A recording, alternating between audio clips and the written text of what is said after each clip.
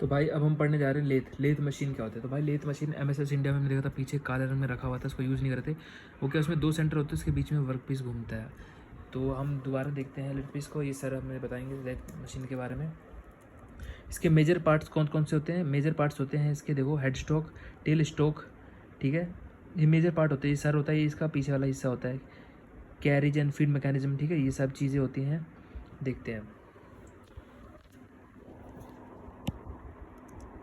Hello दोस्तों, तो आज हम समझने वाले हैं लेथ मशीन के पार्ट्स के बारे में। तो हमारे पास अलग अलग पार्ट्स होते हैं। जो मेन पार्ट्स मैं आपको बताने जा रहा हूँ वो ऐसा है। देखिए, हमारे पास होता है मेन हेड स्टॉक। हमें हेड किसे बोलते हैं? सिर को। तो ये इनका सिर है, तो इसमें दिमाग भी होगा।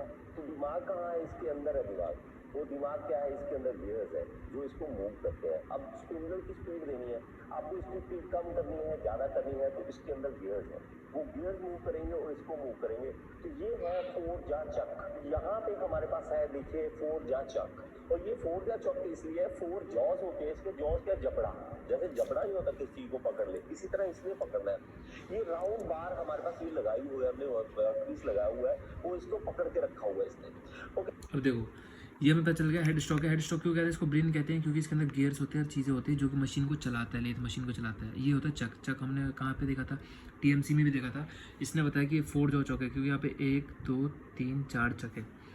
तो और टीएमसी में हमारे पास 3 चक, 3 जॉ का चक देखा था। तो ये होता है चक। देखो, ये एसेसरीज होता है, ठीक है।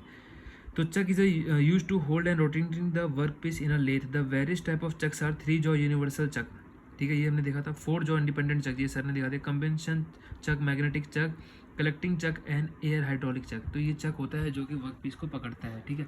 और ये स्पिंडल से घूमता है, इसके पीछे ये स्पिंडल गोल सा लगा हुआ है, इससे घूमता है। ये लैंप हो गया, ठीक है। आगे बढ़ते हैं। इसमें 4 जॉ चक लगा सकते हैं आप, 3 जॉ चक लगा सकते हैं। इसे हमें मूव करना पड़ता है और इसको वर्कपीस को पकड़ना पड़ता है। इसके अलावा हमारे पास यहाँ पे आएंगे तो ये होता है टेल स्टॉक। तो ये जो टेल स्टॉक है, इसमें आप क्या कर 2 काम कर सकते हो। एक तो है, देखो, ये टेल स्टॉक हो गया, इधर अपना हेड हो गया, ठीक है। तो ये सेंटर, ये यहाँ पे एक वर्ड था हमारा, सेंटर्स लिखा है ना, centre. There are 2 type of lathe centres, पहला लाइव सेंटर, दूसरा डेड सेंटर। तो देखो भाई, ये एक वर्क पीस ऐसा लगेगा, और ये देखो कटिंग टूल पकड़ने वाला है। ये देखो सिंगल पॉइंट कटिंग टूल लगा हुआ है। ये डेड वाला होता है क्योंकि ये मूव नहीं करता, वो लाइव होता है। कि आप वर्क पीस को सपोर्ट दे सकते हो। आपने यहाँ वर्क पीस, लॉन्ग कोई वर्क पीस लगाया है और इसको होल्ड करना है, तो इसकी हेल्प लेंगे। और यहाँ पे डेड सेंटर होगा, इस यहाँ जो सेंटर लगेगा उसको हम डेड सेंटर बोलेंगे, और इस वाले को बोलेंगे लाइव सेंटर। लाइव क्या है? जीता जागता है, जो जाग रहा है, ठीक है, लाइव है। जो मरा हुआ भाई वो डेड है। तो डेड है मतलब उसमें सिर्फ सपोर्ट देनी है, उसका कोई काम नहीं है, घूमना नहीं है। लेकिन दूसरा एक और काम है इसका। अभी यहाँ पे हम ड्रिल लगाना चाहते हैं। अब मान लीजिए ड्रिल आप करना चाहते हो, तो ड्रिल यहाँ पे लग सकती है। तो दोनों काम हो सकते हैं। आप वर्कपीस को सपोर्ट दीजिए, आप इसमें ड्रिल लगाइए, 2 काम आप इससे कर सकते हैं। इसके अलावा आप मेन पार्ट्स में आए तो यहाँ पे गाइड वेज होते हैं। गाइड क्या होता है? रास्ता दिखाने वाला। तो ये रास्ता दिखाता है। तो ये पूरी जो मूवमेंट है इसकी कैरियज की, ये पूरा क्या होता है? कैरियज। ये कैरियज जो है गाइड वेज के ऊपर मूव करता है। और देखो, ये कैरियज था, ठीक है। अब हम बुक में जाते हैं तो इसमें लिखा रहता है कि, इसमें लिखा है ना, कैरेज एंड फीड मैकेनिज्म। तो कैरेज में देखो, कैरेज के पास 5 मेजर पार्ट होते हैं: saddles, cross slide, compound rest, tool post and apron. तो ये था हमारा पूरा, ये जो था घूमने वाला, ये उसे कहते हैं कैरेज। कंटिन्यू। ये जो है इस पूरे पार्ट को कहते हैं कैरियज। ओके, कैरियज कहते हैं। और इस पार्ट को, ये देखिए, जैसे मूव हो रहा है, आपको दिख रहा होगा ये मूवमेंट हो रही है, इसको हम कहते हैं क्रॉस स्लाइड। और ये होता है कंपाउंड रेस्ट। ये क्या होता है? Compound rest. ये हो गया क्रॉस स्लाइड, ठीक है। के ऊपर यहाँ आपको कहते हैं कैरियज। ओके, कैरियज कहते हैं। और इस पार्ट को, ये देखिए, जैसे मूव हो रहा है, आपको दिख रहा होगा ये मूवमेंट हो रही है, इसको हम कहते हैं क्रॉस स्लाइड। इधर से जो और उधर ये जा रहा है, होता है कंपाउंड रेस्ट। क्रॉस स्लाइड क्या हो गया? जो इधर से उधर जा रहा था ना, वो होता है क्रॉस स्लाइड, ठीक है। नेक्स्ट क्या है? Compound rest. ये क्या होता है? Compound rest. तो कंपाउंड रेस्ट की तरफ से मूव हो रहा है, आपको दिख रहा होगा ये मूवमेंट हो रही है, इसको हम कहते हैं क्रॉस स्लाइड। और ये होता है कंपाउंड रेस्ट। ये क्या होता है? Compound rest. और कंपाउंड रेस्ट के ऊपर यहाँ पे टूल पोस्ट होता है, जहाँ पे हम टूल लगाते हैं। तो यहाँ से इस साइड से देख सकते हैं, यहाँ टूल लगा हुआ है, जैसे आप देख सकते हैं यहाँ पे सिंगल पॉइंट कटिंग टूल। ठीक है, कंपाउंड पोस्ट इस साइड पे हो गया। देख सकते हैं दोबारा। और कंपाउंड रेस्ट के ऊपर यहाँ पे टूल पोस्ट होता है जहाँ पे हम टूल लगाते हैं। तो यहाँ से इस ठीक है, ये हो गया कंपाउंड रेस्ट हो गया, इसके ऊपर ये लग गया टूल पोस्ट। देखो हमने ये पढ़ लिया, क्रॉस स्लाइड पढ़ दिया, कंपाउंड रेस्ट साइड में होता है इसके, टूल पोस्ट पढ़ लिया। साइड से देख सकते हैं टूल लगा हुआ है, जैसे आप देख सकते हैं यहाँ पे सिंगल पॉइंट कटिंग टूल हमने लगाया हुआ है। तो ये हमारा जो है वो टूल पोस्ट के अंदर टूल को फिक्स किया हुआ है हमने। इसको हम मूव कर सकते हैं, इसको लगा सकते हैं यहाँ पे। और देखिए इसकी क्रॉस स्लाइड की मूवमेंट देखिए, क्रॉस हो रहा है। क्रॉस का मतलब क्या होता है, देखो इस तरह से हम क्रॉस बोल देते हैं, ये क्रॉस। तो ये क्या क्रॉस है, ये लीड मशीन है और इस तरह से क्रॉस चल रहा है, इसलिए इसको क्रॉस स्लाइड बोल देते हैं। स्लाइड कर रहा है देखो, और क्रॉस है तो इसलिए क्रॉस स्लाइड है ये, ठीक है। और ये हम देखेंगे तो इसकी मूवमेंट इस तरफ होगी और टूल की मूवमेंट दो तरह से हम चाहते हैं। हम चाहते हैं कि टूल इधर भी मूव कर सके और इधर भी मूव कर सके। अब इसके लिए ये देखिए मूवमेंट जो है, इसकी मूवमेंट कंपाउंड रेस्ट मतलब आगे पीछे, साइड रेस्ट मतलब दाएं बाएं। मूव करना चाहते हैं तो इसकी मदद लेंगे, और टूल को इस तरफ मूव करना चाहते हैं तो इसकी मदद लेंगे। इसके अलावा मेन पार्ट जो है हमारे पास इस तरफ है, ये है हमारे पास यहाँ पे, ये देखेंगे ये हमारे पास होता है लीड स्क्रू।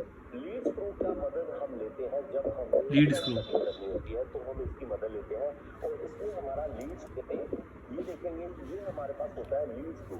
लीड स्क्रू का मदद हम लेते हैं जब हमें थ्रेड कटिंग करनी होती है तो हम इसकी मदद लेते हैं, और इसमें हमारा लीड स्क्रू जो है वो नॉर्मल, ये हम थ्रेड कटिंग के लिए यूज़ करते हैं। अपने पर यहाँ पे यूज होता है। और इसके अलावा यहाँ पे मूवमेंट होती है, ठीक है, दो तरह की मूवमेंट है। यहाँ पे रिवर्स और फॉरवर्ड आप मूवमेंट दे सकते हो लीड मशीन के टूल्स को।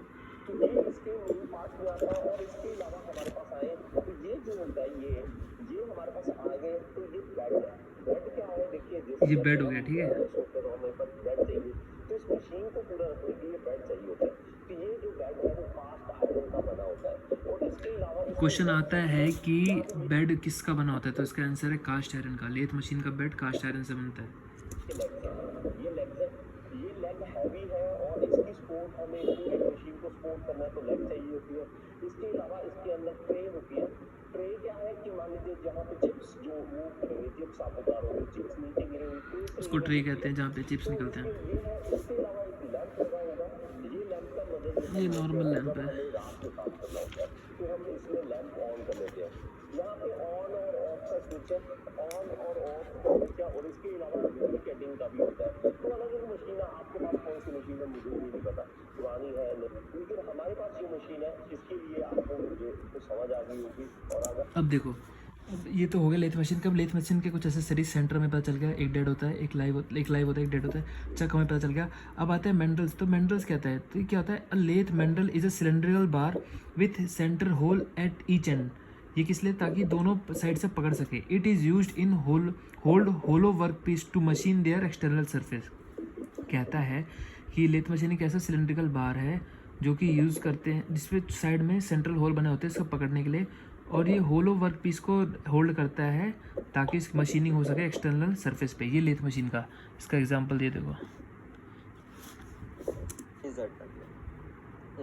देखो मशीन कंपोनेंट में आपका ये एक मशीन कंपोनेंट है, ये होलो मशीन है, मशीन कंपोनेंट है। मैंडल इंसर्ट किया जाएगा। मैंडल इंसर्ट करने के बाद लेथ मशीन के ऊपर इसमें मशीनिंग किया जाएगा। ये आप देख सकते हैं, इसके होल में बुश लगे हुए हैं, एक ये इसे बुश कहते हैं, और आप नीचे देखें जो पकड़ता है, लगा हुआ है। आप ये कि हाथ, अब देखो होलो था क्वेश्चन, उसके अंदर मैंडल डाला जाएगा, उसको रोक मतलब स्ट्रॉन्ग बना दिया जाएगा पकड़ने के लिए, और फिर इसको लगा दिया जाएगा मशीन पे। में जो पकड़े हुए हैं ये मैंडल है, और इस मैंडल को आपने वर्क पीस के ऊपर इंसर्ट कर दिया, वर्क पीस के अंदर इंसर्ट कर दिया। इंसर्ट करने के बाद फिर इसको माउंट किया जा सकता है। आप डायरेक्टली वर्क पीस को माउंट करेंगे तो प्रॉब्लम आएगी, इसलिए यहाँ पर मैंडल के ऊपर पहले वर्क पीस को इंसर्ट करते हैं, फिर मैंडल को क्लैंप करते हैं चक के अंदर और हेड स्टॉक टेल स्टॉक दोनों में। एक तरफ चक, देखो चक में पकड़ा है, टेल स्टॉक में ये देखो ये अब आपने चक को टाइट कर दिया। ये आप मैंडल देखते हैं, ये वर्क पीस है आपका, और ये इस तरह से इस पे काम चालू हो गया। अब देखो अब एक्सटर्नल सरफेस पे इस पे काम चल रहा है, कटिंग टूल्स को काट रहा है। देखो ठीक है, मैंटल है, तो ये तरीका होता है। और टूल को फीड प्रोवाइड करेंगे, और इसमें बेसिकली फेसिंग ऑपरेशन किया जा रहा है।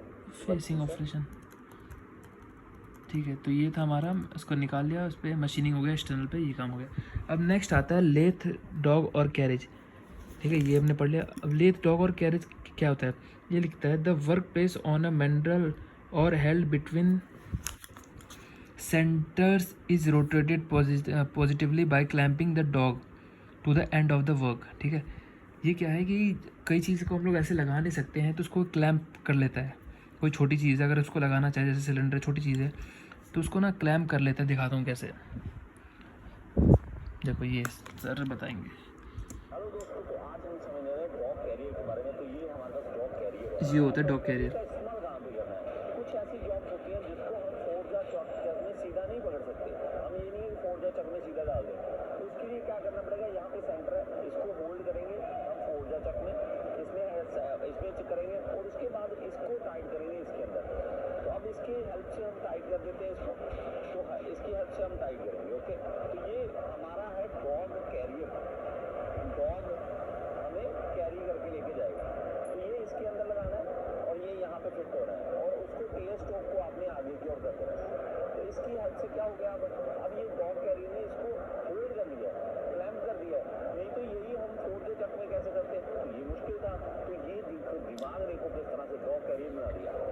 अब देखो इसमें क्या दिखा रहा है, कह रहा है कि साफ साफ कि फोर्जा चक में इसको नहीं कर सकता था, तो उसने क्या किया, इधर एक छोटा सा निकाला, इधर से निकाला, ठीक है, और इसको इससे पकड़ लिया, क्लैंप कर दिया इसको, ताकि बाहर ना भाग जाए और इस पर काम हो जाएगा। ये होता है डॉग कैरेज। ये भी लेथ मशीन के होते हैं। ठीक है, तो हमने पढ़ लिया लेथ मशीन के कौन कौन से, सेंटर, चक, मैंड्रल्स पढ़ लिया और लेथ डॉग और कैरियर पढ़ लिया। नेक्स्ट इसमें हमने ये देखा कि feed is said to be longitudinal when the tool move parallel to the work. कहता है अगर लॉन्गिट्यूडनल तब कहा जाएगा जब पैरेलल टू द मूव करेगा वर्क के। ठीक है, the feed is said to be cross when the tool move perpendicular to the work. वही है, जब ये इधर से उधर जाएगा तो परपेंडिकुलर रहेगा। ठीक है, और जब ये ऐसे ऐसे जाएगा, मतलब वो जो ये वाला था क्या था, इसको स्लाइड क्रॉस कहते थे ना। ये परपेंडिकुलर है ना वर्क, ये हो गया जैसे वर्क हो गया तो परपेंडिकुलर जा रहा है, तो उसे हम लोग कहते हैं क्या, वो हमारा हो गया कौन सा, क्रॉस। और पैरेलल वाले को कहेंगे लॉन्गिट्यूडनल। कैरिज के पास 5 होते हैं, saddles, cross slide, compound rest, tool post. Cross slide हमने पढ़ लिया, कंपाउंड रेस्ट पढ़ लिया, टूल पोस्ट पढ़ लिया, ये दोनों बाकी है। अब इनकी हाइट कैसे डिपेंड करती है, तो भाई देखो हाइट, पहले तो सबसे पहले हाइट किस पे डिपेंड करती है, the size of the lathe is specified by the height of the centre of the top of bed. से ऊपर कितना पे उनका सेंटर है, बेड से कितना ऊपर उनका सेंटर, उस पर डिपेंड करती है। दूसरा, द स्विंग और the maximum diameter of work that can be rotated, मतलब कितना बड़ा वो कर सकता है, क्योंकि हर एक मशीन का अपना अपना वो होता है ना, कितना ही लेंथ ले सकता है। The maximum length of the work can be accommodated between the lathe centre, कितना ज़्यादा वर्क हो सकता है, मतलब कितना लेंथ का वो आ सकता है इन दोनों के बीच में। ठीक है, the maximum diameter of the work, वही है लेथ स्पिंडल पे कितना डायमीटर का होता है, तो इन सब चीज़ों पे डिपेंड करता है। तो इसी तरीके से हमारा लेथ खत्म हुआ, अगला आएगा लेथ ऑपरेशन।